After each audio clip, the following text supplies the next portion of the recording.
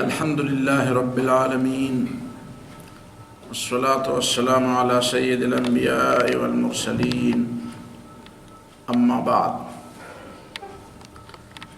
وبه قال حدثنا علي بن عبد الله قال حدثنا سفيان قال عمرو سمعت جابر بن عبد الله رضي الله عنهما يقول قال رسول الله صلى الله عليه وسلم من لكعب بن الأشرف فإنه قد آذى الله ورسوله.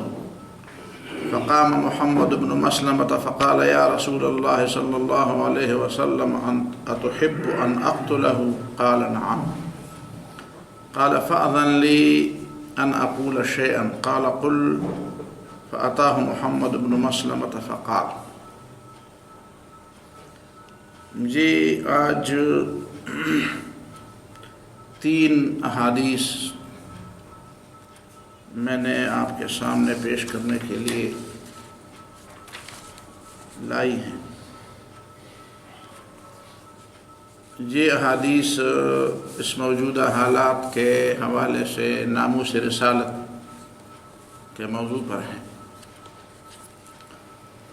یہ تو بہت لمبا چوڑا موضوع ہے اور اس پر بہت کچھ کہنے کو جی چاہتا ہے اور ضرورت ہے، اور انشاءاللہ یہ باتیں ہوں گی بھی. کل تو ہمارا شبینہ نشست بھی ہے انشاءاللہ، رات کو کچھ حصہ اس میں بھی سوالات و جوابات کی شکل میں سامنے آ جائے گا. آج 2 سوالات کے جوابات پیش نظر ہیں. پہلا سوال یہ ہے کہ عام طور پر لوگ کہتے ہیں کہ دیکھیں رسول اللہ صلی اللہ علیہ وسلم خود اپنے گستاخ کو معاف کرتے تھے، تو ہمیں کیا حق ہے کہ ہم رسول اللہ صلی اللہ علیہ وسلم کے گستاخ کو معاف نہ کریں؟ اگر ایک جانب رسول اللہ صلی اللہ علیہ وسلم خود اپنے گستاخ کو معاف کرتے ہیں تو ہم کیوں نہ معاف کر دیں؟ تو یہ 3 احادیث اس بات کی دلیل ہے کہ رسول اللہ صلی اللہ علیہ وسلم نے گستاخی کرنے والے کو سزا دی ہے. اگر صرف اور صرف رسول اللہ صلی اللہ علیہ وسلم معافی پر اکتفا کرتے اور کبھی سزا نہ دیتے تو پھر یہ اعتراض درست ہو سکتا تھا، لیکن رسول اللہ صلی اللہ علیہ وسلم نے معافی بھی دی ہے اور سزا بھی دی ہے. اس سے معلوم ہوا کہ ہمیں معافی دینے کا اختیار نہیں ہے، ہمیں صرف سزا دینے کی بات ہے. اور جس بھی صحابی کے سامنے نبی صلی اللہ علیہ وسلم کی گستاخی ہوئی ہے تو صحابی نے اس کا کام تمام کر دیا ہے. اور اسی پر بھی کئی سوالات اٹھتے ہیں، انشاءاللہ ہم جواب دینے کے لیے تیار ہیں. ایسی بات نہیں ہے کہ ہم جواب نہیں دے سکتے. دوسری بات یہ ہے کہ لوگ سمجھتے ہیں کہ رسول اللہ صلی اللہ علیہ وسلم کے دربار میں بات پیش ہوئی ہے اور نبی صلی اللہ علیہ وسلم نے سزا دی، یہ بات تو ٹھیک ہے، لیکن بطور خود کسی کو سزا دینا یہ طریقہ غلط ہے. اب ان 2 واقعات جو پہلی 2 حدیثوں میں بیان ہوئے ہیں، ان 2 واقعات کے علاوہ جتنے بھی واقعات نبی صلی اللہ علیہ وسلم کے زمانے میں گستاخ رسول کی سزا سے متعلق ہیں وہ بالکل ایسی ہیں کہ جس شخص کے سامنے گستاخی ہوئی ہے اور اسے اس بات کی سمجھ آ گئی ہے کہ یہ شخص واقعی گستاخی پر اتر آیا ہے، اس نے اس کا کام تمام کر دیا ہے. اس سے 2 باتیں ثابت ہوتی ہیں. پہلی بات یہ ثابت ہوتی ہے کہ نبی صلی اللہ علیہ وسلم کے زمانے میں صحابہ کرام چونکہ وہیں پہ حاکم اور محکوم کی ایسی تفریق نہیں تھی جو بعد میں ہوتی ہے. یہ مسئلہ ذرا نازک ہے. نبی صلی اللہ علیہ وسلم کے زمانے میں جب پیغمبر خود موجود ہو اور اس کے ہاتھ میں اقتدار اور اختیار ہو تو پیغمبر پر ہر ایمان لانے والا گویا وہ رعایا بھی ہوتا ہے اور وہ حکمران بھی ہوتا ہے. اس لیے کہ نبی کی ایسی فوج نہیں ہوتی جو تنخواہ دار ہو. یہ تنخواہ پولیس کی تنخواہ ہے، فوجوں کی تنخواہ ہے اور دوسرے کارندوں کی تنخواہ ہے. یہ انبیاء کے بعد کی باتیں ہیں. نبی کے زمانے میں جو کارکن اللہ تعالیٰ نبی کے ارد گرد جمع کرتا ہے اور اسے نبی کی معیت میں ایمان لانے کی توفیق دیتا ہے وہ کچھ خاص قسم کے لوگ ہوتے ہیں، اور ان کا کمال یہ ہوتا ہے کہ وہ جس طرح رسول اللہ صلی اللہ علیہ وسلم یا جس طرح دوسرا نبی صلی اللہ علیہ وسلم کے علاوہ جو پیغمبر گزرے ہیں ان کے زمانے میں اس طرح کی بات ہوئی تو ان کو یہ مقام دیا گیا ہے، ان کو یہ مقام، اور وہ سمجھتے ہیں کہ ہماری ذمہ داری ہے، یہ نہیں کہ حکومت کوئی الگ چیز ہے اور ان کی ذمہ داری ہے، نہیں، یہ ہماری ذمہ داری ہے، ہم ہیں وہ لوگ جو امر بالمعروف اور نہی عن المنکر اور اقامت حق کے لیے جس گروہ کو اٹھایا گیا ہے اور جس کی ذمہ داری لگائی ہے، یہ وہ لوگ ہم ہی ہیں۔ اور اس کے بعد ایک دوسرا جواب بھی اس بات کا ہو سکتا ہے، اور وہ یہ ہے کہ جب نبی صلی اللہ علیہ وسلم کے زمانے میں اس طرح کا کوئی کیس آتا تھا تو رسول اللہ صلی اللہ علیہ وسلم باقاعدہ اس کی وضاحت چاہتے تھے، معلومات ہوتی تھی، اور جب بات اس حد تک پہنچ جاتی تھی کہ کس شخص نے اس عمل کو اور کس شخص نے اس مجرم کو سزا دی ہے یا ملزم کو سزا دی ہے، اس کو مجرم سمجھ کر اس کو سزا دی ہے، تو اس کے بعد نبی صلی اللہ علیہ وسلم باقاعدہ معلومات لیتے تھے، اور معلومات کے بعد یہ فیصلہ ہو جاتا تھا کہ ٹھیک، آپ نے ٹھیک کام کیا ہے۔ تو اس سے یہ بھی ہو سکتا ہے کہ مومن کی شان یہ ہے کہ باقی تب میں نے جتنا سوچا ہے، درست بات یہ ہے کہ قانون کو ہاتھ میں نہیں لینا چاہیے، یہ حکومت کا کام ہے سزائیں دینا، اور سزائیں وہ شخص دے گا جو لوگوں کی ضروریات بھی پوری کرے گا، جو لوگوں کے مسائل بھی سنے گا، جو امن کا نظام بھی اور لوگوں کی ضروریات زندگی کا نظام بھی۔ صرف سزائیں دینا کمال نہیں، سزائیں وہ شخص دے جو لوگوں کی ضروریات بھی پوری کرے، سزائیں وہ شخص دے اور وہ ادارہ دے جو لوگوں کی جو امن و امان بھی قائم کرے، جو لوگوں کو عدل و انصاف بھی دے۔ لیکن ان تمام معاملات سے شاتم رسول کی سزا بالکل مستثنیٰ ہے، شاتم رسول کی سزا اس سے مستثنیٰ ہے، چاہے اسلامی حکومت ہو چاہے غیر اسلامی حکومت ہو۔ جس شخص کے سامنے یہ حرکت ہو جائے اور وہ سمجھے کہ اس شخص نے رسول اللہ صلی اللہ علیہ وسلم کی شان میں گستاخی کی ہے، تو اسے حق پہنچتا ہے کہ وہ اس کو انجام تک پہنچا دے۔ بعد میں اگر پتہ چلا کہ اس نے غلطی کی ہے تو حکومت اس کو سزا دے گی، باقی سزا کیا دے گی وہ تو حالات پر منحصر ہے۔ اگر واقعی کسی شخص نے گستاخی کی ہے لیکن کسی قاتل نے صرف وہ ایک طریقہ کار کے بارے میں اس نے غلطی کی یا کسی دوسرے معاملے میں اس کی غلطی کی، تو اس سے ہلکی سزا دی جا سکتی ہے۔ ہم یہ نہیں کہتے کہ اسے تھوڑی سی بھی سزا نہیں دی جائے، ہلکی سی سزا اسے مل سکتی ہے، لیکن جہاں تک اس بات کا تعلق ہے کہ اسے قتل کی سزا دی جائے وہ تو کسی صورت میں جائز نہیں ہے۔ وہ تو بالکل ایک مباح الدم شخص کو، ایک واجب القتل شخص کو قتل کرنا، اس کی کوئی مثال دنیا میں نہیں ملتی کہ اس کا قصاص لیا گیا ہے کہیں دنیا میں۔ پوری انبیاء کی تاریخ میں اس بات کی مثال نہیں ملتی کہ کسی واجب القتل یا مباح الدم شخص کو قتل کر کے، کسی بھی طریقے سے قتل کر کے، آپ اپنی فقہ کی کتابیں اٹھا کے دیکھیں، کوئی شخص مباح الدم ہے، کوئی شخص واجب القتل ہے، اور اسی مباح الدم اور واجب القتل شخص کو کسی نے قتل کیا، تو اس کو اگر دوسری سزا آپ دے سکتے ہیں تو دے دے، جرمانہ کر دے، تھوڑی سی جیل کی سزا دے دے، کچھ کر دے، لیکن اس کو قصاص میں اس کو قتل کرنا، یہ تو کسی اسلامی تاریخ کی کسی کونے میں بھی یہ بات نہیں لکھی ہوئی ہے۔ باقی اس کی مزید تفصیلات تو آج وقت اتنا نہیں ہے، میں جو احادیث لے آیا ہوں شاید وہ آپ نے پہلی دفعہ سنی بھی ہوں گی، لیکن آج پھر اس کو سنتے ہیں۔ پہلی روایت ہے حضرت جابر بن عبداللہ کی کہ قال رسول اللہ صلی اللہ علیہ وسلم، نبی صلی اللہ علیہ وسلم نے فرمایا، من لکعب بن الاشرف، کون ہے کعب بن اشرف کے لیے، کون ہے جو کعب بن اشرف کا کام تمام کر دے؟ فَإِنَّهُ قَدْ آذَى اللَّهَ وَرَسُولَهُ، اس لیے کہ اس نے اللہ اور رسول کو اذیت دی ہے۔ پیغمبر کو اذیت دینا بس یہ اس بات کے لیے کافی ہے کہ وہ واجب القتل ہے، وہ مباح الدم ہے، اس کا خون رائگان ہے۔ اور کعب بن اشرف وہ شخص تھا جو معاہدے کے باوجود تھا تو غیر مسلم، اور معاہدے کے باوجود وہ رسول اللہ صلی اللہ علیہ وسلم کی شان میں گستاخیاں کرتا تھا۔ یہ قتل اس طرح نہیں ہوا، لوگ اعتراض کر سکتے ہیں، اور اعتراض کرنے والوں نے اعتراض کیا بھی ہے کہ عجیب بات ہے، رسول اللہ صلی اللہ علیہ وسلم خفیہ مشن بھیج کر ایک شخص کو قتل کراتے ہیں، جبکہ وہ ریاست ہے اور ریاست کے سربراہ بھی ہیں، تو خفیہ کسی شخص کو بھیج کر کسی دشمن سے انتقام لینا یا کسی وقت اس کو عدالت میں بلاتے اور مقدمہ چلتا اور مقدمے کے بعد اس کو سزا دیتے۔ یہ سوال کرتے ہیں قانون کے بندے، وہ نہیں دیکھتے کہ پیغمبر صلی اللہ علیہ وسلم کے کام میں کیا کیا مصلحت ہے۔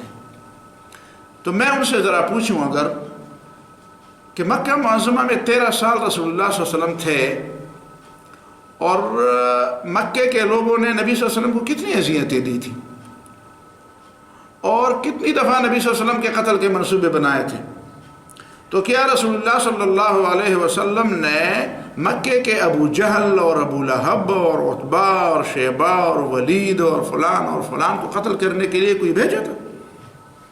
اس سوال کا جواب چاہیے۔ مسئلہ یہ تھا کہ اس شخص کو قتل کرنے کا ایک طریقہ تو یہ ہوتا تھا کہ اس کو بلایا جاتا اور اس طرح قتل کیا جاتا تو اس کے لیے لوگ کھڑے ہو جاتے، اس کے قبیلے کے لوگ کھڑے ہو جاتے۔ تو ظاہر ہے کہ ایک شخص کو قتل کرنے کی بجائے پھر کئی لوگوں کو قتل کرنا پڑتا، اور رسول اللہ صلی اللہ علیہ وسلم رحمۃ للعالمین ہے، جو شخص گناہگار ہے اس گناہگار کو انہوں نے ٹھکانے لگانے کا ایسا انتظام کیا کہ دوسرے لوگ اس کے گناہ میں نہ پکڑے جائیں، اور دوسرے لوگوں کے لیے خواہ ایسا موقع نہ ملے کہ وہ بھی اس کی حمایت میں اٹھ کھڑے ہوں اور پھر سب کو سزا دینی پڑ جائے۔ یہ معاملہ ابو رافع کے ساتھ بھی ہوا، اور یہ معاملہ کعب بن اشرف کے ساتھ بھی ہوا۔ اس کی اور بھی وجوہات ہیں، لیکن میں نے صرف اس جواب پر آج اکتفا کرتا ہوں۔ فقال یا رسول اللہ اتحب ان اقتلہ، اے اللہ کے رسول آپ چاہتے ہیں کہ میں اس کو قتل کر دوں؟ قال نعم، نبی نے فرمایا ہاں میں یہی چاہتا ہوں۔ قال فاذن لی ان اقول شیئا، مجھے کچھ باتیں کرنے کی اجازت دیجیے، ظاہر ہے کہ کسی طریقے سے قتل کرنا ہوگا اس کو۔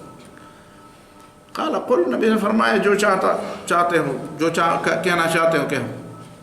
فاتاہ محمد بن مسلمہ کعب بن اشرف کے پاس آیا، فقال ان هذا الرجل قد سألنا صدقۃ، اس شخص نے، دیکھیں نا یہ نہیں کہتا کہ میں نبی، اس بات کی اجازت لی ہے اس نے، اس شخص نے، اس آدمی نے ہم سے زکوٰۃ اور صدقے مانگے ہیں، وَإِنَّهُ قَدْ عَنَّانَا، اور اس نے ہمیں بہت تنگ کیا ہے، تکلیف میں ڈالا، وَإِنِّي قَدْ أَتَيْتُكَ، اور میں تیرے پاس آیا ہوں، أَسْتَسْلِفُكَ، تجھ سے کچھ قرض لینے کے لیے۔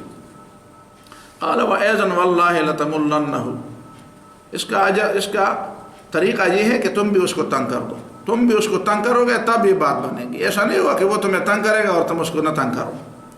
قال إِنَّا قَدِ اتَّبَعْنَاهُ، اس نے کہا اب ہم نے اس کا اتباع کیا ہے اور معاہدہ ہو گیا ہے، اس کے ہاتھ میں اپنے ہاتھ دیا ہے۔ فَلَا نُحِبُّ أَن نَّدَعَهُ، تو ہم اس کو چھوڑنا نہیں چاہتے، حَتَّى نَنْظُرَ إِلَىٰ أَيِّ شَيْءٍ يَسِيرُ شَأْنُهُ، تاکہ ہم دیکھیں کہ اس کا انجام کیا ہوتا ہے، اس کے بعد دیکھا جائے گا، فی الحال تو ہم اس کو چھوڑ نہیں سکتے، اس لیے کہ ہم نے معاہدہ کیا ہے، وعدہ کیا۔ وَقَدْ أَرَدْنَا أَن تُسْلِفَنَا وَسْقًا أَوْ وَسَقَيْنِ، ایک وسق یا دو وسق ہمیں خوراک ہے نا وہ تم قرض دے دو۔ وسق 60 سا ہے، 60 سا تقریباً 1 من بنتا ہے، 1 من سے تھوڑا سا زیادہ۔ قال نعم، اس نے کہا ہاں دے دوں گا، ارہنونی، میرے پاس رہن رکھ دو، کوئی چیز رہن رکھ دو۔ قالوا ای شیء تريدو، کیا رہن رکھ دے؟ قال فرہنون النساء، انہوں نے کہا اپنی عورتیں رہن رکھ دیں۔ یہ ایسے لوگوں کی ذہنیت ہے، پہلی ذہنیت دے کے ان کو، یہودیوں کی ذہنیت اور آج ان کی بھی ذہنیت۔ آج پنجاب میں جو ترمیمی بل پاس ہوا ہے، کبھی اس پر بھی انشاءاللہ بات ہوگی، یہاں پہ بھی پاس کرنے کا ارادہ ہے۔ تو کہتے ہیں ہمارے ساتھ اپنی بیویاں رہن رکھ دو۔ قالوا کیف نرہنک نساءنا وانت اجمل العرب، تو دیکھے تمہارا عرب کے اندر کیا مقام ہے اور سب سے انتہائی تن و من صحت مند آدمی ہو، اور اپنی بیویوں کو تمہارے پاس کیسے بھیج دیں؟ قال فرہنونی ابناءکم، اس نے کہا اپنے بیٹوں کو پھر ہمارے ساتھ رہن رکھ دو۔ قالوا کیف نرہنک ابناءنا، بیٹے ہم کیسے رہن رکھ دیں، گروی رکھ دیں؟ فیسب احدہم، پھر جب کسی سے جھگڑا ہوگا اور تو وہ اسے گالی دے گا، فیقال رہنا بے وثق، اس کو عار دے گا کہ تو وہی شخص ہے جو ایک وثق کے بدلے تو رہن تھا. تو یہ تو ہمارے لیے مارنے کی بات ہے. پیغور جس کو کہتے ہیں، عار دل، عار. هذا عار علینا، یہ ہمارے لیے عار ہے، نہیں کر سکتے. بلکننا نرہن کاللحم، ہم اسلحہ آپ کے ساتھ رہن رکھ سکتے ہیں، سلاح. فواعدہ ان یاتیہ، دونوں کے درمیان معاہدہ ہوا کہ ٹھیک ہے میں آ جاؤں گا. فجاءہ لیلا، رات کو آیا. حضرت محمد ابن مسلمہ رات کو آیا. ومعه ابو نائلہ، اور اس کے ساتھ ابو نائلہ بھی تھے رضی اللہ تعالیٰ عنہ. وہو اخو کعب من الرضاعۃ، کعب ابن اشرف کا رضاعی بھائی ہے اور صحابی ہے، مسلمان. فدعاهم الى الحصن، اس نے ان کو قلعے میں بلایا کہ قلعے میں آ جائے. فنزل الیہم، انہوں نے کہا ٹھیک ہے ہم آ جاتے ہیں، آپ ذرا اتر کے آ جائیں. فنزل الیہم، تو یہ قلعے سے اترا. فقالت له امرأته، اس کی بیوی نے اس کو کہا این تخرج هذه الساعة، اس رات کے اندھیرے میں کہاں جا رہے ہو؟ فقال انما هو محمد بن مسلمہ واخی ابو نائلہ. کون ہے؟ ایک محمد بن مسلمہ ہے اور ایک میرا بھائی ابو نائلہ ہے. قالت اسمع صوتا، اس کی بیوی نے کہا میں ایسی آواز سنتی ہوں کہ انہ یقطر منہ الدم، جیسے اس آواز سے خون کی بوندیں ٹپک رہی ہوں، خون کے قطرے ٹپک رہے ہیں، ایسی آواز میں سنتی ہوں. واقعی ذہین عورت تھی، دنیا کی باتیں تو جانتی تھی. قال انما هو اخی محمد بن مسلمہ ورضیعی ابو نائلہ، یہ تو وہی دو ہیں، محمد ہے اور ابو نائلہ ہے، کوئی بات نہیں. ان الکریم لو دعی الی طعنۃ بلیل، شریف آدمی وہ ہے، سردار اور شریف آدمی وہ ہے کہ اگر رات کو تلوار اور نیزے کے وار کے لیے بھی اس کو بلایا جائے لاجابہ، وہ آ جاتا ہے. میں شریف آدمی ہوں، میں جاؤں گا. قال ويدخل محمد بن مسلمة معه رجلين، محمد بن مسلمہ نے ابو نائلہ کے علاوہ بھی دو آدمیوں کو اپنے ساتھ لے گیا تھا اور کہیں خفیہ بٹھایا تھا. فقال اذا ما، اور ان لوگوں کو اس نے کہا تھا اذا ما جاء، جب یہ شخص آ جائے، فانی قائل بشعره فاشمه، میں اس کے بالوں کی طرف اشارہ کر کے اس کو سونگنا چاہوں گا. وہ اس کے بارے میں پتہ تھا کہ وہ خوشبو بہت زیادہ استعمال کرتا ہے. فَإِذَا رَأَيْتُمُونِي اسْتَمْكَنْتُ مِنْ رَأْسِي، جب تم مجھے دیکھو کہ میں نے اس کے سر کو اپنے قابو میں کر لیا ہے. فَدُونَكُمْ فَاضْرِبُوهُ، پھر اس پر وار کر دو. وَقَالَ مَرَّةً ثُمَّ أُشِمُّكُمْ، اس میں یہ بھی ہے، روایت یہ بھی ہے کہ پہلے میں اس کو سونگوں گا پھر تمہیں دے دوں گا کہ تم بھی سونگو، اور پھر دوبارہ میں کہوں گا کہ یار دوبارہ دے دو، بڑی زبردست خوشبو ہے. تو جب دوبارہ میں اس کو سونگوں گا تو پھر اس کو پکڑوں گا اور تم اس پہ وار کرو گے. فنزل الیہم، تو کعب ابن اشرف نکل آیا. وہو ینفخ متوشحا، چادر لپیٹے ہوئے. وہو ینفخ منہ ریح الطیب، اور اس سے خوشبو کی مہکیں اٹھ رہی تھی. فقال ما رأیت کالیوم ریحا اطیب، اطیب، میں نے تو آج جیسی خوشبو کبھی بھی نہیں دیکھی. قال عندي اعطر نساء العرب واكمل العرب حسنا، میری عورت سارے عرب کی عورتوں سے زیادہ اچھی خوشبو بنانے والی ہے اور زیادہ بہترین عورت ہے. فقال اتاذن لي ان اشم راسك، مجھے اجازت ہے کہ میں تیرے سر کو ذرا سونگ لوں. قال نعم، اس نے کہا لے لو سونگ. قال فشمه، اس نے سونگ لیا. ثم اشم اصحابه، پھر اپنے ساتھیوں کا یار سونگ لو، ذرا زبردست خوشبو ہے. ثم قال اتاذن لي، یار دوبارہ مجھے خوشبو کی اجازت ہے کہ میں سونگ لوں. قال نعم، نے کہا ہاں. وہ تو پھر کیا بن گیا، شام محفل بن گیا. فلما استمكن منه، جب اس نے دوبارہ سننے کے بعد اس کو اپنے قابو میں کر لیا. قال دونکم، نے کہا پکڑو. فقتلوه، قتل کرو اس کو. تو قتل کر دے. فقتلوه ثم اتوا النبي صلی اللہ علیہ وسلم فاخبروه، نبی صلی اللہ علیہ وسلم کے پاس آئے اور نبی صلی اللہ علیہ وسلم کو خوشخبری دی کہ ہم نے آپ کے دشمن کو ٹھکانے لگا لیا. یہ بخاری کی روایت ہے.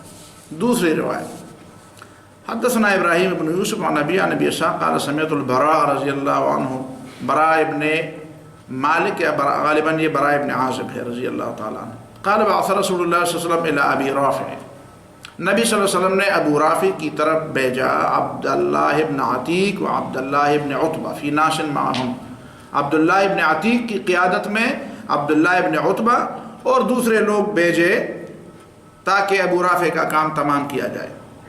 فانطلقوا حتی دنوا من الحصن، تو وہ ایک قلعے میں تھا، مدینے سے باہر تھا، وہ ایک قلعے میں تھا، حتیٰ کہ وہ اس کے قلعے کے قریب ہو گئے۔ فقال لهم عبداللہ ابن عتیق، عبداللہ ابن عتیق نے اپنے ساتھیوں سے کہا امکثوا، آپ یہاں بیٹھو، انتم حتی انطلق انا، تاکہ میں وہاں پہ جاؤں، فانظر، اور میں دیکھوں کہ کیسی قلعہ میں جانا، قلعے کے اندر جانا اور ایک آدمی کو قتل کرنا ایک آسان کام تو کیسے ہو جائے گا۔ قال فتلطفت، میں سوچ رہا تھا اور میں ادھر ادھر گھوم رہا تھا، ان ادخل الحصن، کہ کیسے میں اس قلعے کے اندر چلا جاؤں گا۔ اچانک اللہ کا کرنا ایسا ہوا، ففقدوا حمارا لهم، اس قلعے والوں کا کوئی گدھا گم ہو گیا۔ انہوں نے اندر گدھے گن گئے ہوں گے، ویسے بھی گدھے تھے، کچھ 2 پاؤں والے ہوں گے، کچھ 4 پاؤں والے ہوں گے، تو گدھے گنتے رہے تو ایک گدھا کہیں کم نکلا تو دوسرے اس کو ڈھونڈنے باہر نکل آئے۔ قال فخرجوا بقبس، وہ شعلے اٹھا کے گھوم رہے ہیں ادھر ادھر اور گدھا ڈھونڈ رہے ہیں، یطلبونه۔ قال فخشیت ان اعرف، اب مجھے ڈر لگا کہ اب یہ تو شعلے ہیں ان کے پاس، تو میں پہچانا جاؤں گا۔ قال فغطیت راسی، اب میں نے چادر میں اپنا سر چھپا لیا، کہ انی اقضی حاجتا، گویا کہ میں قضاء حاجت کے لیے بیٹھا ہوں، جس طرح ہمارے دیہاتوں کے لوگ چادر لپیٹ کر قضاء حاجت کے لیے بیٹھتے ہیں، تو گویا کہ وہ عربوں میں طریقہ تھا، تو میں نے بھی اسی طرح اپنے آپ کو چادر میں کہ میں قضاء حاجت کے لیے بیٹھا ہوں۔ ثم نادى صاحب الباب، پھر جو دروازے کا چوکیدار تھا اس نے آواز دی، من اراد ان يدخل فليدخل، بھائی جو اندر آنا چاہے اندر آ جائے، ورنہ میں دروازہ قبل ان اغلقه، میں دروازہ بند کرنا چاہتا ہوں۔ تو کہتے ہیں میں نے چادر لپیٹ کر، دوسرے لوگ جا رہے تھے تو میں بھی اندر چلا گیا، حتی ذهب فدخلت، میں بھی اندر داخل ہوں۔ اب اندر تو لوگوں کے کمرے ہیں، جگہ ہیں بیٹھنے کا، میں کھڑا رہوں گا یا بیٹھا رہوں گا تو کہاں رہوں گا۔ دخلت، میں اندر گیا، ثم اختبأت، پھر میں چھپ گیا، فی مربط حمار عند باب الحصن، دروازے کے قریب گدھوں کو اور جانوروں کو باندھنے کی کوئی جگہ تھی تو میں وہاں پہ چھپ گیا۔ فتعشوا عند ابی رافع، اب میں دیکھ رہا ہوں یہ سارے لوگ اوپر چڑھ کر، ابو رافع اوپر کمرے میں رہتا تھا دوسری چھت میں، تو ان لوگوں نے وہاں اس کے ساتھ کھانا کھایا، وتحدثوا، اور گپے شپے لگاتے رہے، حتی ذهبت ساعۃ من اللیل، حتیٰ کہ رات کا ایک پورا حصہ گزر گیا۔ ثم رجعوا الى بیوتہم، پھر وہ سارے لوگ اپنے اپنے گھروں میں اور اپنے اپنے کمروں میں چلے گئے۔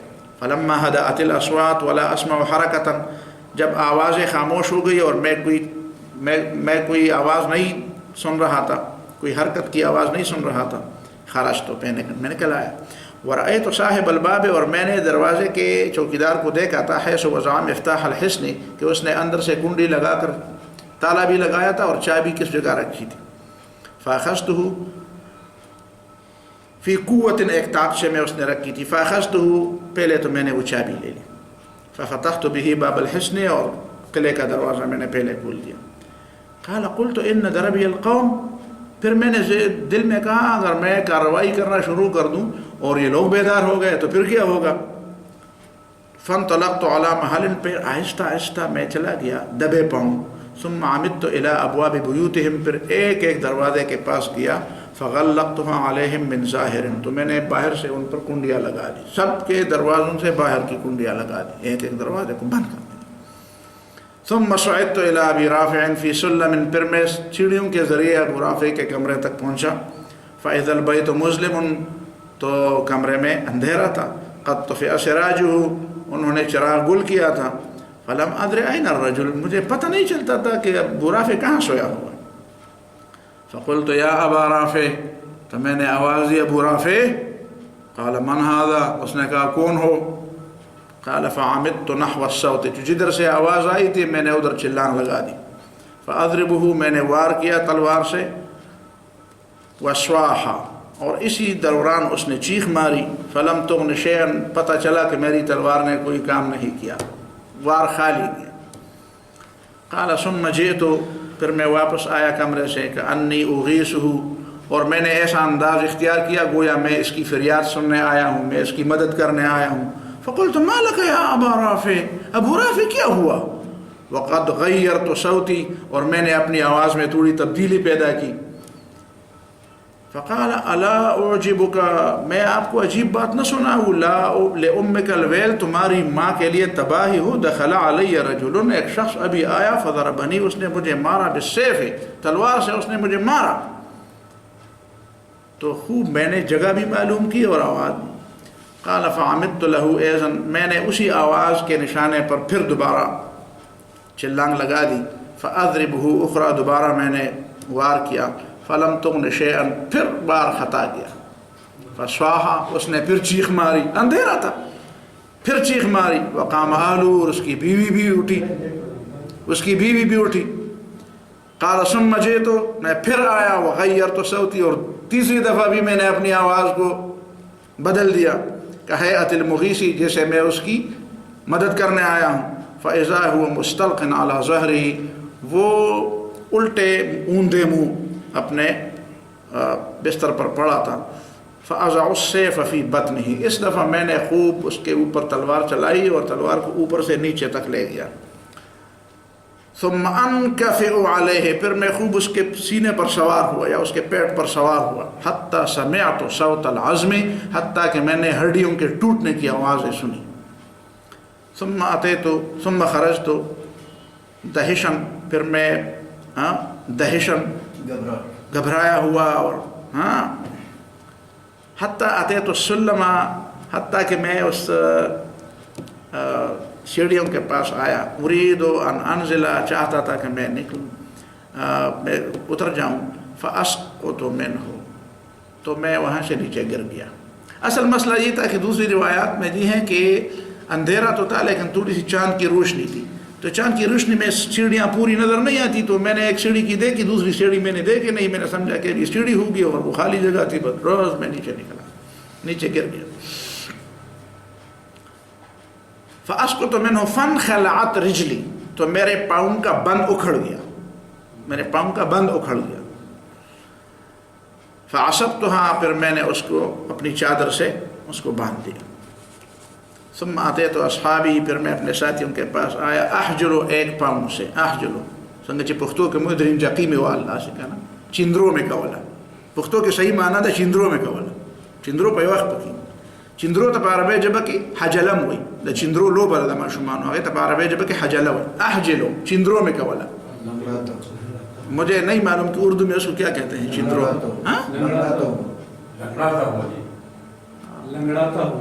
لنگڑاتا ہوا، ہاں لنگڑاتا ہوا تو خیر، لنگڑاتا ہوا تو وہ بھی ٹھیک ہے، لنگڑاتا ہوا.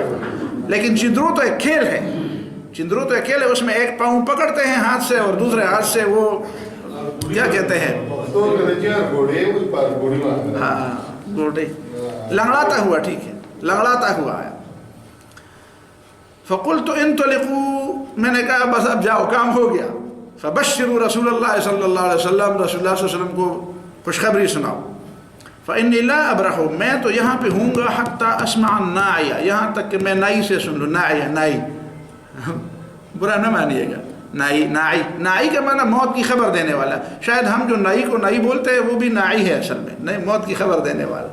أطمع الناعیہ، میں موت کی خبر دے. پرانے زمانے میں نائی خبر دیتے تھے نا، غمی شادی کی خبر تو نائی دی. نائی، تو میں موت کی خبر دینے والے کی آواز خود سن لوں تب میں، میرا دل ٹھنڈا ہو جائے کہ واقعی کام ہو گیا ہے.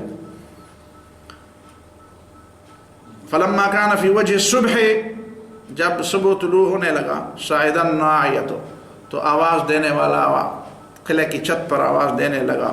فقال انا ابا رافع، میں ابو رافع کی موت کی خبر دیتا ہوں، ابو رافع مر شو، ایسی آواز. قال فقمت امشی، بس اس وقت میں اٹھا. دیکھیں نا کتنا جرأت مند ہے، کتنا بہادر ہے. اس وقت وہ نکل رہا ہے جب لوگوں کے نکلنے کا وقت ہے، اور ایک ایسے علاقے میں گیا ہے جہاں پہ تم کون ہوتے ہو اور ابھی لنگڑا کے بھی چلتے ہو، تم تو ہو وہی.